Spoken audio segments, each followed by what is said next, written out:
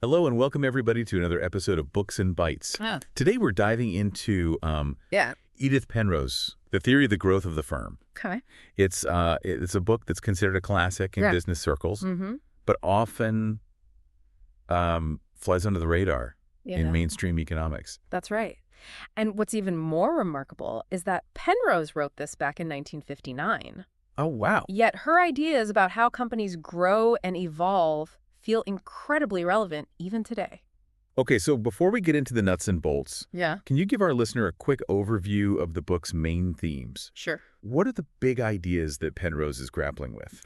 Well, at its core, Yeah. Penrose's book is a critique of the traditional way economists viewed firms, Mm, as these static entities focus solely on maximizing profits. okay. She saw firms as dynamic, evolving organisms Right. shaped by their internal resources and the unique experiences of their management teams. So instead of just focusing on market forces or cost curves, she's looking inside the company, Exactly. at the people, the processes, the decision-making. Exactly.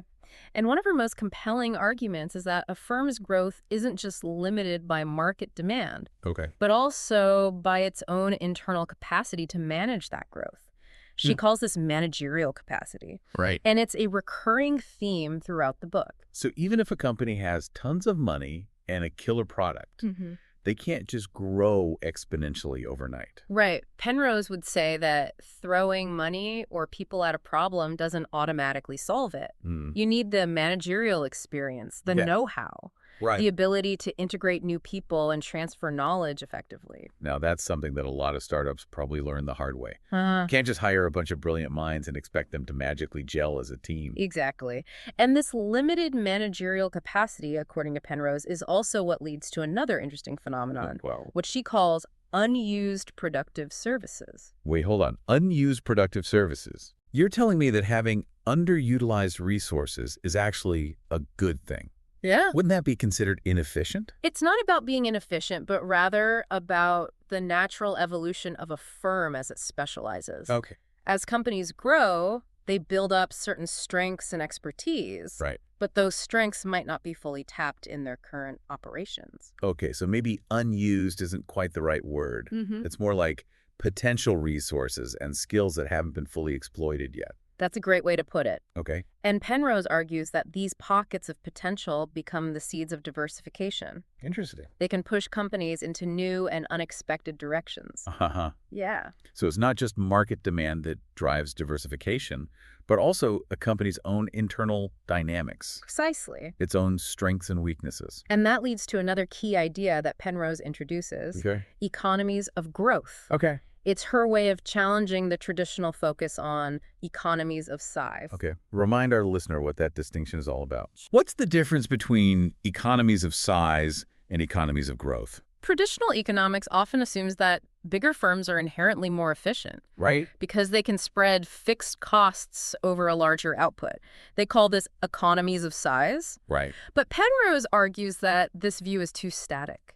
It ignores the dynamic process of how a firm actually gets to be a certain size. So it's not just about being big. Right. It's about the journey of getting there. Exactly. And that journey, Yeah. according to Penrose, is where the real advantages lie. Okay. She calls these economies of growth the benefits that arise from the process of expansion itself, Okay. from learning, adapting, and developing new capabilities. I'm starting to see why this book is considered such a classic. Yeah. It's like Penrose is taking a microscope to the inner workings of a firm Mm-hmm. and showing us how these seemingly small details, Yeah. the quality of management, the underutilized skills, the unique path of development, can actually have a huge impact on a company's success. And what's really amazing is how many of these ideas are applicable to businesses of all sizes, Right. from small startups to multinational corporations. So it's not just a book for academics or economists. Right. It's something that anyone who's interested in building a successful business can learn from. Absolutely. And as we delve deeper into the book, Yeah. you'll see how Penrose weaves these themes together to create a truly compelling theory of firm growth. Okay, I'm ready to dive in. Where do we start? Well, why don't we begin with Penrose's definition of a firm? Okay. It might seem like a simple starting point, Okay. but it's actually quite radical. Oh. Penrose defines a firm as an administrative organization. Okay. Right away, she's setting herself apart from the traditional black box model of the firm. So she's not just seeing it as a collection of inputs and outputs. Right. She's emphasizing the human element, the people who make up the organization, Mm-hmm. the structure that holds it together. Exactly, and that structure. That administrative organization is what defines the boundaries of the firm, Right. its ability to function and grow. She even compares a firm to a state. Okay.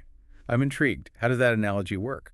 Well, just like a state has a defined territory and a government that sets policies and manages resources, a firm has its own internal structure, its own rules of the game, and its own leadership that makes decisions and guides its development. So it's a living, evolving entity, just like a state. It can adapt and change while still maintaining its core identity. Precisely. Unless, of course, it gets acquired by another firm. Right. Which Penrose likens to annexation. She even mentions partitioning, Yeah. where a company might split into multiple entities. Okay, so we've got a pretty clear picture of what Penrose sees as a firm. But how does this definition connect to her theory of growth? Well, it's this administrative framework that determines a firm's capacity to absorb new resources, to integrate new people, and to expand its operations. And that brings us back to the idea of managerial capacity, right? Exactly. It's the ability of the management team to effectively plan, coordinate, and execute the firm's growth strategy. Right. And Penrose argues that this capacity is limited. It can't be expanded indefinitely or overnight. Which leads us to one of those aha moments you mentioned earlier. Right. It's not just market demand that limits a company's growth, but also its own internal ability to manage that growth effectively. That's one of Penrose's most powerful insights. Okay. And it's something that any business leader or entrepreneur needs to keep in mind. Right. You can't just chase growth for the sake of growth. Yeah. You need to make sure you have the right people, the right systems, and the right organizational structure in place to handle that growth. Otherwise, you risk becoming a victim of your own success. Exactly. And that's a theme that we'll see recurring throughout our deep dive into Penrose's work. Now that we've laid the groundwork with Penrose's definition of a firm, let's explore how this administrative framework shapes the firm's growth trajectory. I'm ready to see where this goes. Yeah. Penrose makes this distinction between economies of size and economies of growth, right? Absolutely. Can you unpack that a bit more? You see, traditional economics often fixates on economies of size. The idea that as a firm gets bigger, its average costs go down. Think bulk discounts. Yeah. Buying more means a cheaper per unit price. Okay, that makes sense. But Penrose seems to think that's an oversimplification. Right. She argues that just looking at size misses the point. Okay. It's not just about being big. Right. It's about the process of getting there. Okay. That's where the real advantages lie, what she calls economies of growth. So help me understand, what exactly are economies of growth? Think of it like this. As a firm expands, it's constantly learning, adapting, and developing new capabilities. Okay. These aren't just cost savings from producing more. They're advantages that come from the journey itself. So a company that's grown organically, overcoming challenges and learning along the way, might actually be more efficient than a company that just got big through mergers or acquisitions. You're catching on. Even if they're the same size on paper. Penrose argues that those scars, the experiences a company gains as it grows, Interesting. are valuable. They shape the company's culture, its processes, its way of doing things. And that can be a powerful competitive advantage. You know, it makes me think of those nature documentaries where you see a tree that's grown in a harsh environment. Yeah. All twisted and gnarled. Right. It might not be the prettiest tree. Yeah. But it's strong and resilient because of the challenges it's overcome. That's a fantastic analogy. Thanks. And those experiences, according to Penrose, are often tied to the development of a firm's productive opportunity. Okay, productive opportunity. Yeah. What exactly is that? It's essentially the range of potential products or services that a firm could produce, given its existing resources and know-how. Okay. It's about recognizing the possibilities that lie within the firm, not just looking externally for new market opportunities. So it's kind of like saying, hey, we're really good at making widgets. What else could we do with that knowledge and expertise? Exactly. Okay. And Penrose argues that the wider a firm's productive opportunity, the more adaptable and resilient it will be in the face of change. It's almost like having multiple tools in your belt. You can choose the right one depending on the job at hand. That's a great way to think about it. Okay. And this leads to another key concept in Penrose's theory, diversification. Okay, diversification. Yeah.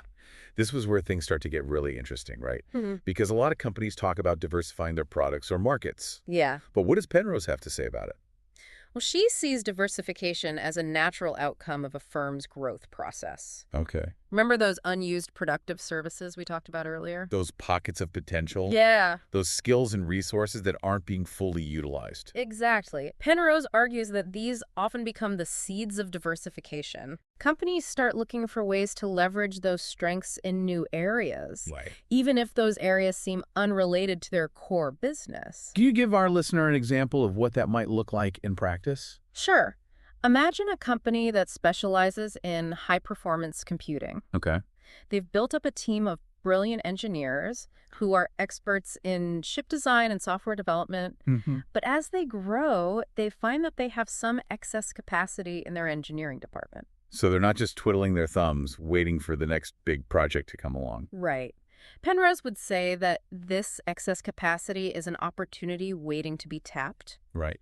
Maybe they realize that their skills could also be applied to developing new types of medical devices Okay. or even advanced robotics. So diversification isn't just about chasing the latest hot market. Right. It's about looking inward at your existing strengths. Yeah. And finding creative ways to apply them in new areas. That's one of the key insights that Penrose offers. And it challenges the traditional view of diversification as being solely driven by market demand.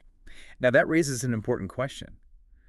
If a company's internal resources are so important for diversification, what about mergers and acquisitions? Yeah. How does Penrose view those? Well, she doesn't dismiss mergers outright. Okay. She recognizes that they can be a legitimate way for firms to gain access to new resources or markets more quickly than they could through internal expansion. So it's a potential shortcut, Yeah. a way to jumpstart growth. That's how some companies see it, yes. But Penrose is quick to point out that even growth through acquisitions still depends on a firm's managerial capacity. There's that idea again. Right. You can buy up all the companies you want, Yeah. but if you don't have the right people and systems in place to integrate those businesses effectively, you're just creating a bigger mess. That's exactly what Penrose would say. Okay. She argues that mergers should be driven by strategic considerations, not just financial ones. And those strategic considerations should always take into account the firm's managerial capacity. So you need to be able to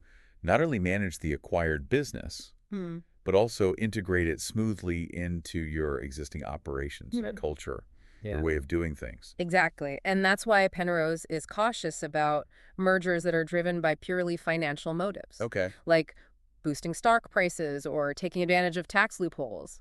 So it's not just about getting bigger for the sake of it. Yeah. It's about finding the right fit, both strategically and culturally. And that brings us back to one of Penrose's key themes, the importance of the human element in the growth process. Right. It's about the people, the leadership, the vision that guides a firm's expansion. Exactly.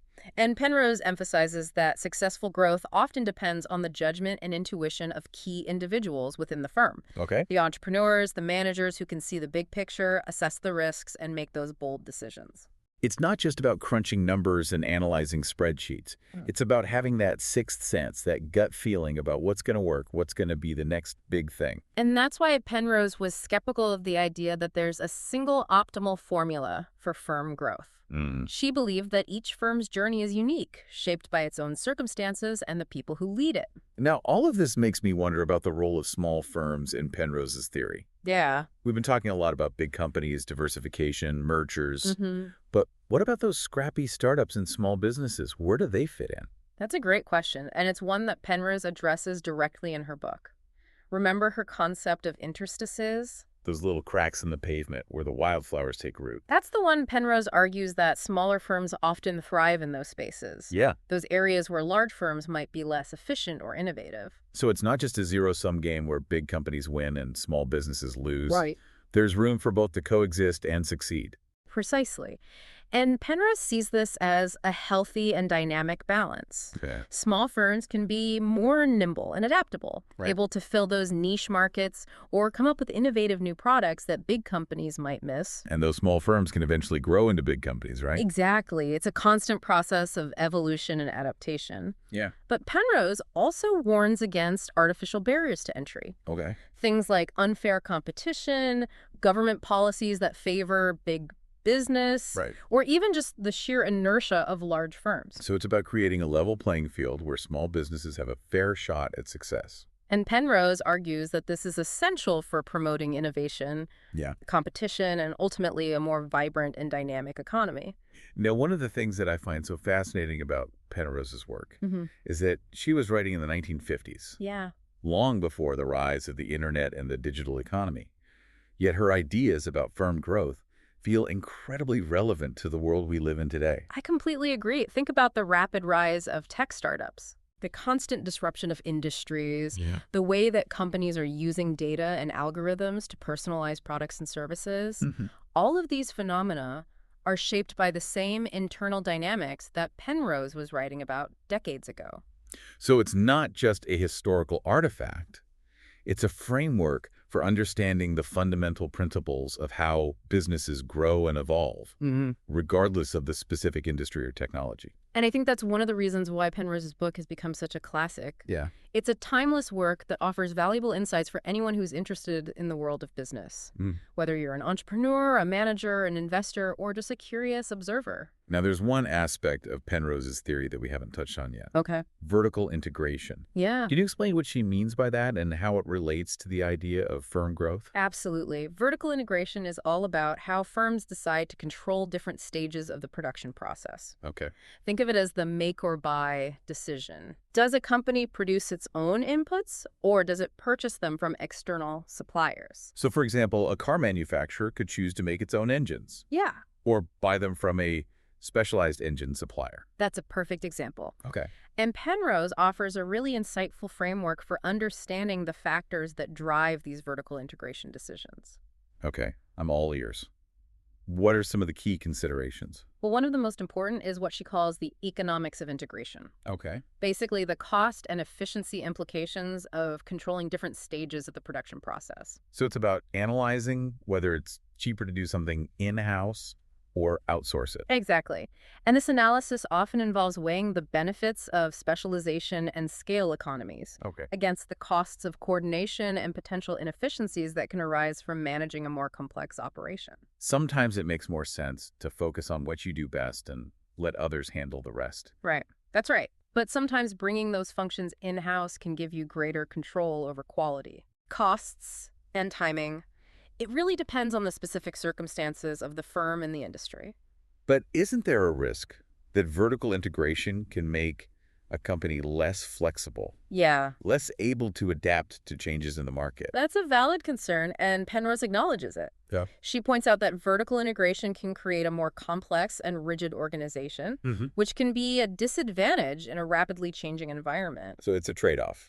You gain more control, but you might sacrifice some agility. Exactly. And that's why Penrose emphasizes that the decision to vertically integrate should always be made strategically, taking into account the firm's specific goals and the potential risks involved. Now, all of this talk about vertical integration makes me think of companies like Apple, which is famous for controlling so much of its production process, from chip design to retail stores. Is that an example of what Penrose is talking about? It certainly fits the bill. And it highlights how relevant Penrose's ideas are even today. Companies are still grappling with these same fundamental questions about how to organize their operations and how to manage their supply chains in a globalized world. So it's not just a theory about firm growth in the abstract. It's a framework for understanding real-world business decisions. Even in today's complex and ever-changing economy. Precisely. And that's why I think Penrose's work is so valuable. It provides a way of thinking about these complex issues in a clear and insightful way. So we've covered a lot of ground today. From Penrose's definition of the firm to her insights on diversification, mergers and acquisitions, and vertical integration. But there's one more big topic that I want to make sure we touch on.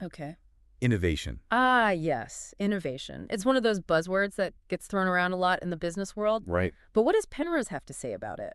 That's what I'm curious about. Yeah. How does innovation fit into her theory of firm growth? Well, Penrose sees innovation as a fundamental driver of growth. But she doesn't view it in the narrow sense of just developing new products or technologies. So it's not just about having a fancy R&D department or coming up with the next iPhone. Right. Penrose takes a much broader perspective. Right. She sees innovation as any change that allows a firm to better utilize its resources, to expand its productive opportunity, and to create new value for its customers. So it could be a new product, Yeah. but it could also be a new process, a new business model, Yeah. even a new way of organizing the company. Exactly. And she argues that this kind of innovation is essential for firms to survive and thrive in a constantly changing world. It's about adapting, evolving, and constantly seeking new ways to stay ahead of the curve. Precisely. And Penrose emphasizes that this innovative spirit often comes from the individuals within the firm. Okay. The entrepreneurs, the managers who are willing to challenge the status quo, to take risks, and to try new things. So it's not just about having a great idea. It's about having the right people in place to champion that idea, to bring it to life. And that's why Penrose places so much emphasis on building a culture of innovation within the firm. Right. It's not just about having a research and development department.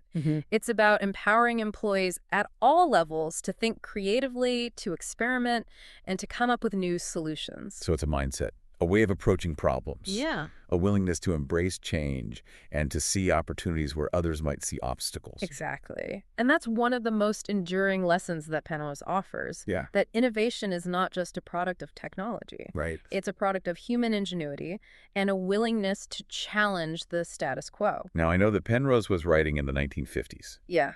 But her insights on innovation feel incredibly relevant to the world we live in today, where technology is advancing at an exponential rate and industries are being disrupted left and right. I completely agree. Her framework helps us understand why companies like Google, for example, are constantly experimenting with new ideas. Right. Investing in a wide range of research projects and launching new products and services at a dizzying pace. It's about staying ahead of the curve, anticipating future trends, and constantly pushing the boundaries of what's possible. And that's a strategy that's essential for survival in today's dynamic and competitive marketplace. Right, but it's also a strategy that requires a deep understanding of the innovation process, Yeah. a willingness to embrace risk, and a commitment to building a culture that fosters creativity and experimentation. And that's where Penrose's work is so valuable. Right. It provides a framework for thinking about innovation in a more holistic and nuanced way, recognizing that it's not just about technology, Right. but also about people,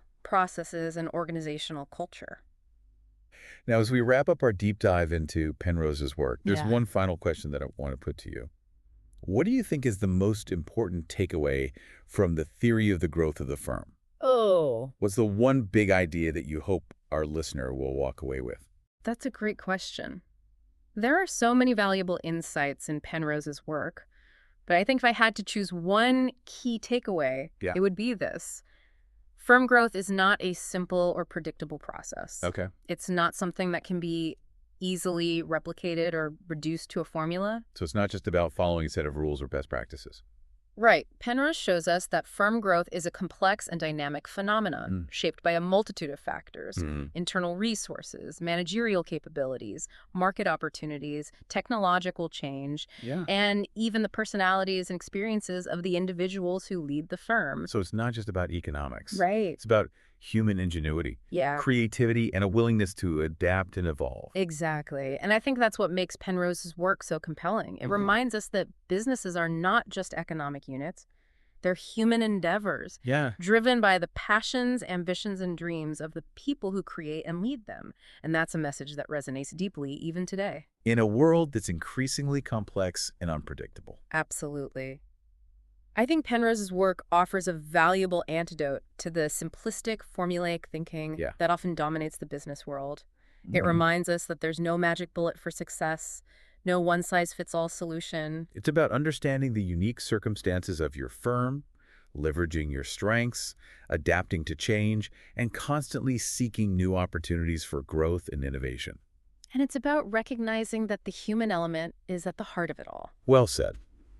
It really is. And it makes you think about all those companies that get so focused on the bottom line that they forget about the people, the customers, the relationships that truly make a business successful. Absolutely. And one thing that struck me about Penrose's writing is how clearly and engagingly she writes. Yeah, she does have a real knack for explaining these sometimes dense economic concepts in a way that's both insightful and accessible. Right. She uses vivid examples and thought experiments to illustrate her points, which makes it easier for the reader to grasp the underlying principles. And she's not afraid to challenge conventional wisdom, which I always appreciate. Oh, absolutely. Yeah. She really pushes the reader to think differently about how businesses operate and how they contribute to society. For example, there's this one passage that really stuck with me. Okay. She writes, "Firms are not in the business of making profits. They are in the business of serving customers. Profits are a byproduct of successful service." It's such a powerful statement, isn't it? It really is. It flips the script on how we traditionally think about business and puts the focus where it should be on creating value for the customer. It's a customer-centric view that's become increasingly popular in recent years. Right. But Penrose was articulating it decades ago. Yeah, way ahead of her time. Yeah. So we've talked about some of her key ideas. Yeah. But did you notice any overarching themes or patterns in her writing? One thing that stood out to me is how she emphasizes the interconnectedness of things. Okay. She doesn't see firm growth as a linear, predictable process, Right. but rather as a dynamic interplay of internal and external factors. That's like she's saying that there's no one-size-fits-all approach to growth. Exactly. That each company's journey is unique and shaped by a whole host of factors. And she encourages the reader to look beyond the surface to consider the historical context, the human element, the subtle but powerful forces that shape a firm's trajectory. Like she's saying, don't just look at the numbers, look at the people, look at the story. Exactly. So we've unpacked the key takeaways from the theory of the growth of the firm. Yeah. What are some practical applications of Penrose's work? Okay. What can our listener, someone who might be running a small business or even thinking about starting a company, take away from this book? Well, I think one of the most practical takeaways is the importance of building a strong and adaptable management team. Okay. So it's not enough to just have a great idea or a lot of capital. Right. You need the right people in place to lead and manage the company as it grows. Absolutely. And that means investing in leadership development, creating a culture of learning and collaboration. Right. And empowering your team to make decisions and take ownership. It's about creating a team that can think strategically, solve problems creatively, and adapt to change. Exactly. Another practical takeaway is the importance of recognizing and leveraging your firm's unique strengths. What Penrose calls its productive opportunity. Right. It's about taking stock of your existing resources, your expertise, your skills, and asking yourself, what else can we do with what we already have? It's about looking for those hidden opportunities, those unexpected connections that can lead to new avenues for growth. Precisely. And it's about being willing to experiment, to take risks, and to step outside of your comfort zone. Which brings us back to another key theme. Yeah. The importance of embracing change and being adaptable. Penrose shows us that the business world is constantly evolving, and those who are able to adapt and innovate are the ones who will thrive in the long run. So it's not about having all the answers up front. It's about being willing to learn, to pivot, and to adjust your course as needed. It's about having a growth mindset, a willingness to embrace uncertainty, and to view challenges as opportunities for learning and growth. Exactly. So for our listener who might be feeling a bit overwhelmed by all the information we've covered today, what's the one big idea that you want them to hold on to? I think it's this. Firm growth is a journey, not a destination. Okay. And like any journey, it's full of twists and turns, unexpected challenges, and moments of serendipity. Penrose gives us the tools to understand that journey, to navigate those challenges, and to make the most of those unexpected opportunities. So it's not about finding the perfect formula or following a set of rules. Right? It's about embracing the complexity, the uncertainty, and the sheer joy of the entrepreneurial adventure. I couldn't have put it better myself. Well, on that note, I think it's time to wrap up our deep dive into Edith Penrose's The Theory of the Growth of the Firm. It's been a pleasure discussing this with you. It's been an absolute pleasure. Yeah. And to our listener, if you're looking for a book that will challenge your thinking, expand your understanding of the business world, and inspire you to think differently about growth and innovation, I highly recommend checking out The Theory of the Growth of the Firm. It's a must-read for anyone. It's a true classic that will stay with you long after you finish reading it. Absolutely. Until next time, keep learning, keep exploring, and keep those entrepreneurial fires burning.